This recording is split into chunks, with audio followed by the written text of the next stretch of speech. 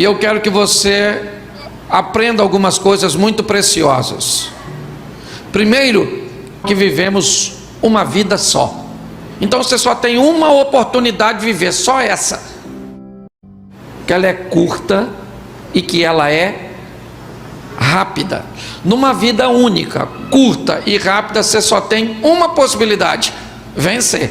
Porque as propostas não é para quem empata e para quem perde, é só para vencedor. Então, meu irmão, numa vida curta, rápida e única, nós precisamos celebrar, sermos felizes.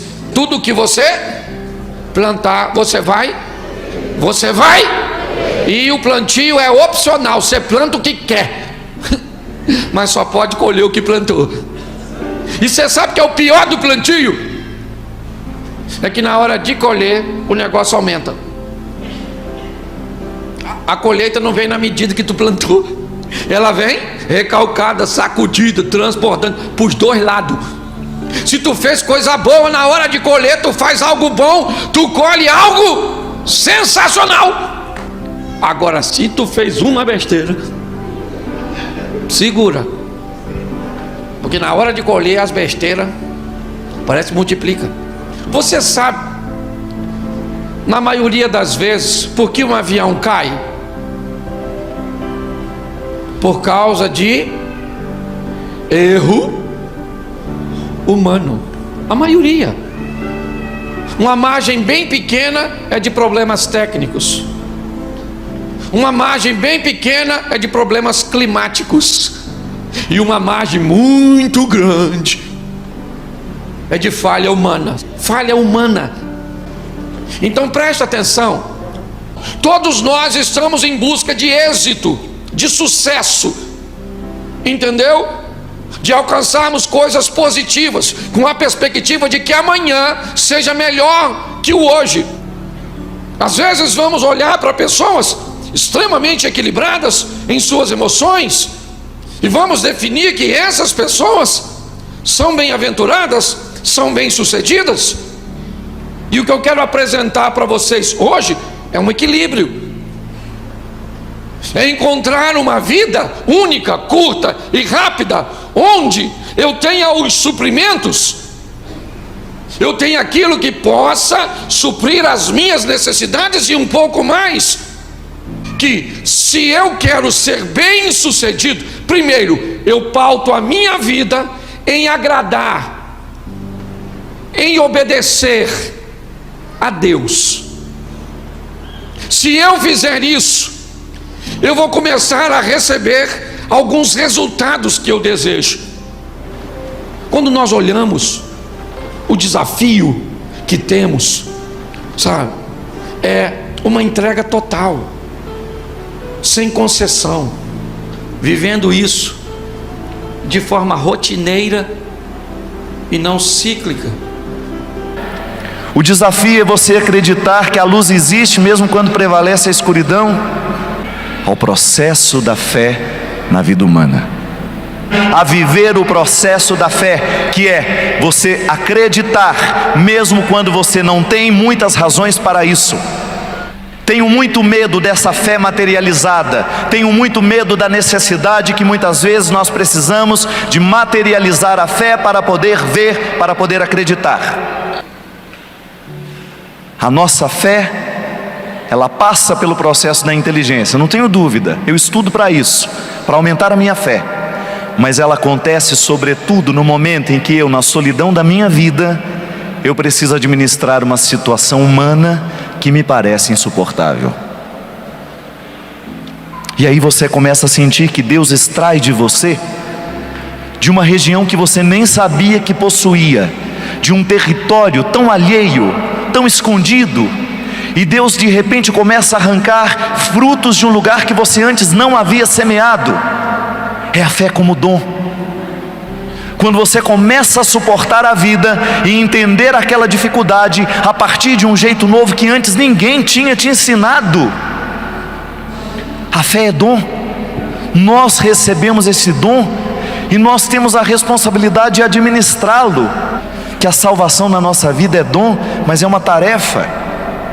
Eu tenho o direito de dizer: eu estou salvo, eu já vivo sob a luz do crucificado que me salva, do ressuscitado que me redime. Mas eu preciso buscar a minha atitude diária, cotidiana, para confirmar em mim aquilo que Cristo já realizou na minha vida.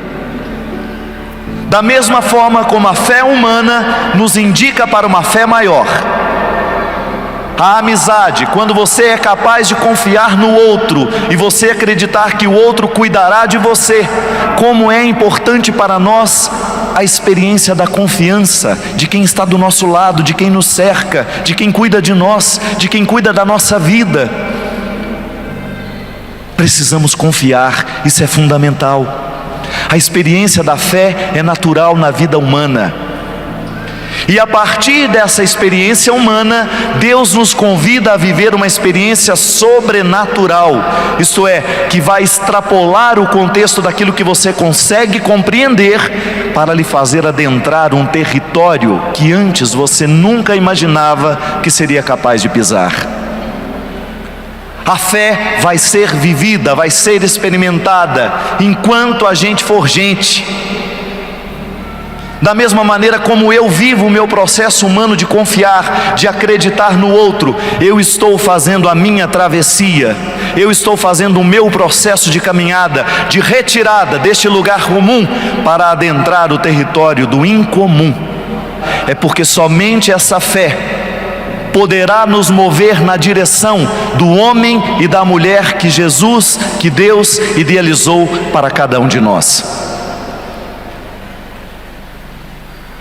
E que a minha experiência humana de fé me indica, no meu dia a dia, aquilo que eu preciso fazer para poder alcançar o outro lado. Eu estou em travessia, que não terminam nunca. Por que não terminam? Porque nunca estaremos prontos para Deus. Estaremos sempre nessa consciência de gesto inacabado. A palavra é assim, a poesia é assim, a arte é assim, sempre inacabada. Por quê? Porque se nós dissermos que está acabada, a gente fecha o processo da criação. Como a gente precisa conviver com a obra antes de finalizá-la? E depois a gente tem a ilusão de que terminamos. Não, ela vai dizer de forma diferente ao coração do outro: a tempestade vai passar. A fé é isso, minha gente.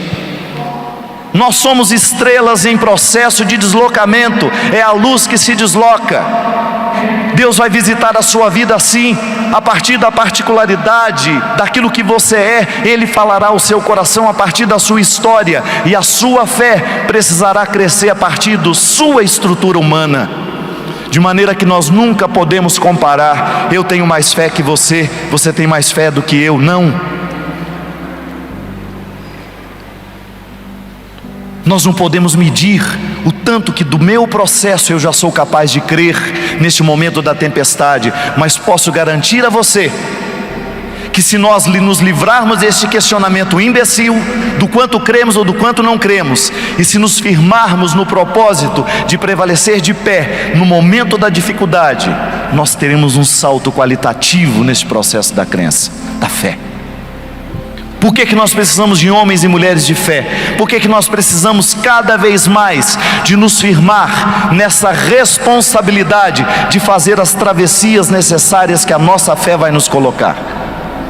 E minha gente, às vezes a distância que nós precisamos andar não é muita, mas porque não estamos conscientes dela, a gente fica parado, a gente fica estagnado, a gente não evolui, a gente não avança. Mas eu preciso encarnar na minha história, na minha atitude, tudo aquilo que eu digo crer. Caso contrário, o ateu é mais honesto do que eu, porque ele não acredita em nada e no entanto faz muito mais o bem, promove a verdade, promove a justiça do que aquele que está dizendo crer. Que você sinta em Jesus o motivo da sua atitude. Eu estou aqui configurado a Ele, quero ser como Ele, não vou negligenciar a oportunidade de ser Ele de novo e de fazer essa travessia para poder melhorar o meu coração, atualizar essa ação da graça na minha vida e ao mesmo tempo conduzir os que estão do meu lado. Quanto mais eu acredito em Deus, muito mais é a minha capacidade de acreditar nos meus irmãos. Que fé é essa que lhe faz desconfiar de todos? Está vendo como tem dois passos, minha gente? É a travessia, é o outro lado da margem. Eu corro o risco de viver uma fé em Deus que não se transforma em fé no ser humano, porque cada um precisa identificar qual é o complemento do seu verbo fazer. O que você tem que fazer?